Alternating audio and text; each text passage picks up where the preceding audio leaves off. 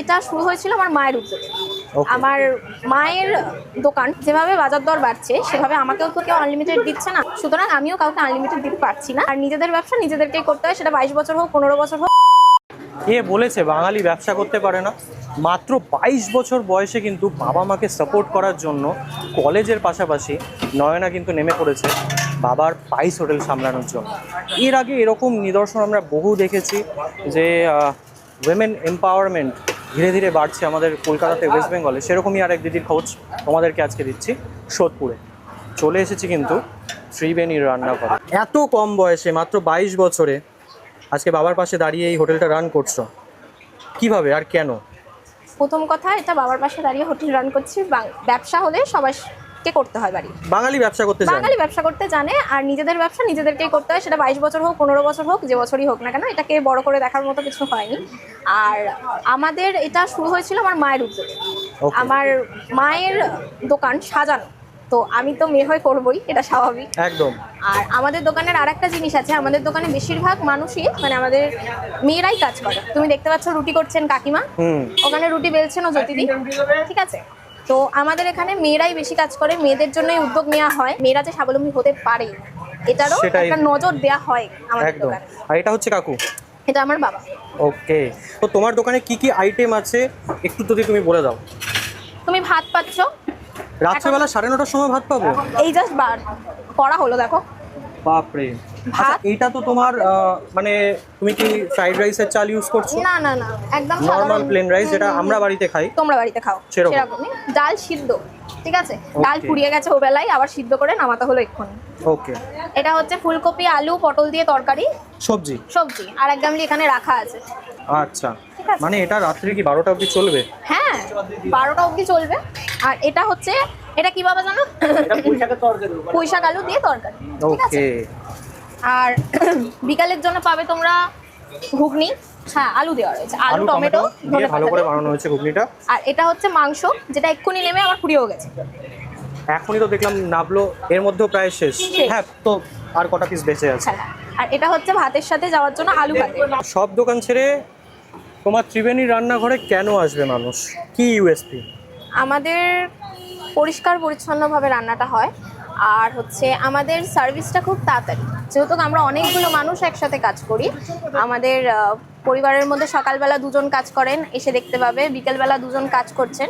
স্পিডিভাবে জিনিসটা হচ্ছে না, যেমন মানুষ আজকালকার দিনে দাঁড়াতে চান না, কাস্টমারকে ওয়েট করতে হবে, কোনোভাবেই ওয়েট করতে হবে না। দ্বিতীয় হচ্ছে কোয়ান্টিটিটা আমরা যেটা দিই, আমরা মনে করি যে তারপর মানুষেরা লাগে না, সাফিসিয়েন্ট জিনিসটা। এবার তারপরও যদি কারোর লাগে সেটা ব্যতিক্রম, তার চয়েস। আমাদের এখানে রাত্রিবেলা অবধি অনেকটা টাইম অবধি তুমি খাবারটা পাচ্ছ, যেটা সোদপুর এরিয়ায় অনেক সময় পাওয়া যায় না। তো এগুলোই আমাদের ইউএসপি, আর খাবার খেয়ে তো আমাদের ইউএসপিটা বুঝেই যাবে মানুষ। মানে একবার ট্রাই করে দেখতে হবে, একবার ট্রাই তারপরে তুমি ক্রিটিসাইজ করো ত্রিবেণী রান্নাঘরকে। হাত রুটি কি একদম ইনস্ট্যান্ট, মানে আগে থেকে করে রাখো না? হ্যাঁ, কিন্তু আমি একটু বলতে চাই যে একটু এসে কিন্তু দাঁড়াতে হবে, যেহেতু আমাদের উনুনে রান্নাটা হচ্ছে এবং হাত রুটিটা মানুষগুলো করছে, ওরা কোনো মেশিন নয়। তো ওদেরকে একটু সময় দিলে, কারণ 100টা 150টা মাঝে মাঝে হাত রুটির অর্ডার থাকে, তো ওদেরকে একটু সময় দিলে ওরা ভালো করে করে আপনাদেরকে দিয়ে দেবে। 12 দিন অন্তর অন্তর একদিন বন্ধ করা হয়, যখন আর শরীর পারে না। আদারওয়াইজ আমাদের দোকান খোলা থাকে। সপ্তাহে 7 দিনই খোলা থাকে। টাইমিং হয় হচ্ছে সকাল 1টা থেকে তুমি খাবার পেয়ে যাবে। দুপুরের আইটেম আর কি, দুপুর 1টা থেকে তুমি পেয়ে যাচ্ছ, একদম রাত 12টা অবধি কন্টিনিউ চলছে। ওকে। আর সকালে কি ব্রেকফাস্ট আইটেম আমরা কিছু পাচ্ছি? চা বাগেরা পাচ্ছি? চা পাচ্ছ, চা তুমি এখনো পাচ্ছ। ওকে, মানে চাটা একদম রাত্রি 12টা অবধি চলবে? হ্যাঁ হ্যাঁ। বাকি আইটেমস গুলো 1টা থেকে শুরু হয়? 1টা থেকে শুরু। কি আবার এখন ভাত নাবছে? এইভাবেই কিন্তু বোন একদম বাবার পাশে দাঁড়িয়ে রয়েছে, যাতে বাবাকে হেল্প করা যায়। এবং এই স্ট্রাগলটা কিন্তু হচ্ছে সত্যি দেখার মতো। এটা স্ট্রাগল নয়, আমরা ছেলেমেয়েরা হয়েও কলেজের পাশাপাশিও যে এইভাবেও ব্যবসা করা যায়, এটা স্ট্রাগল নয়। প্রথম কথা, এটা নিজেদের জিনিস নিজেরাই করা, ঠিক আছে? এর মধ্যে স্ট্রাগল নেই, লোকের কাছে গিয়ে কাজ করাতে স্ট্রাগল আছে, কিন্তু নিজের জিনিস করাতে কোনো স্ট্রাগল নেই, আমরা মনে করি না। আর এটা আমরা দুজন না, আমাদের সাথেও বললাম মা অসুস্থ আর দিদি থাকে, তো আমরা সবাই মিলে, এটা আমাদের নিজস্ব দোকান, নিজেদের পরিবার, আমরা সবাই এখানে থাকি। ওকে। আচ্ছা, তোমার দোকানে কি কি আইটেম পাবো নয়না? তুমি ভাত, সবজি ভাত পাবে, ডিম ভাত পাবে, মাছ ভাত পাবে, মাংস ভাত পাবে, বিকেলবেলা রুটি পাবে। আপাতত তরকাটা একটু বন্ধ আছে, তরকাও পাবে। আর স্পেশাল আইটেম যেদিন যেটা হয় ওরকম স্পেসিফিক ভাবে তরকারিটা বলা যাচ্ছে না। চিকেন তো রেগুলার থাকছে, চিকেন রেগুলার থাকছে। মাটন কি করো?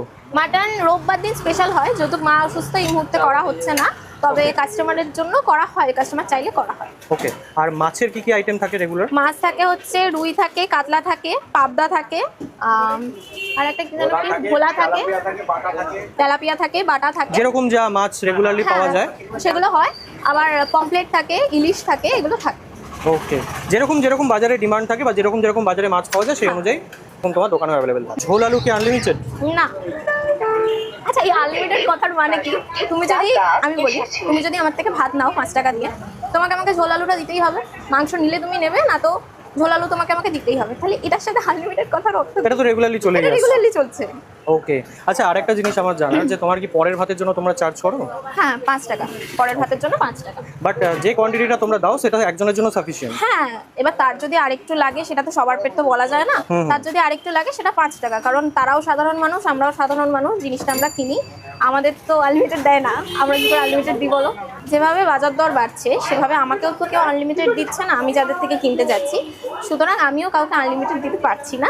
আমার পক্ষে যেটুকুনি ভাবে সম্ভব, মানে রিজনেবলের মধ্যে প্রাইস করে দেওয়া, সেইভাবেই আমরা দিচ্ছি।